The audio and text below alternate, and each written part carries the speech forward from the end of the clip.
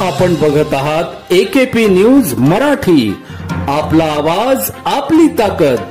Subscribe करा, share करा, like करा। AKP news Marathi.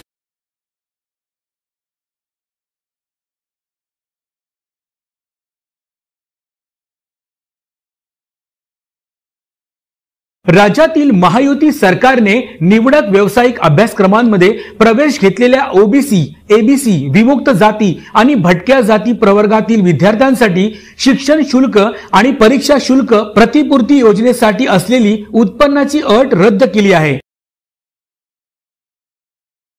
यामुळे आता पालकांचे 8 लाखांपेक्षा अधिक उत्पन्न असलेल्या विद्यार्थ्यांनाही शैक्षणिक शुल्क प्रतिपूर्ती योजनेचा लाभ घेता येणार आहे। पालकांची वार्षिक उत्पन्नाची अट रद्द करण्यात आल्याने आता केवळ नॉन क्रिमिलियल प्रमाणपत्र सादर करावे लागणार आहे। महायुतीच्या या क्रांतिकारक निर्णयाचं ओबीसी समाजाकडून मोठ्या प्रमाणात स्वागत करण्यात आलं आहे।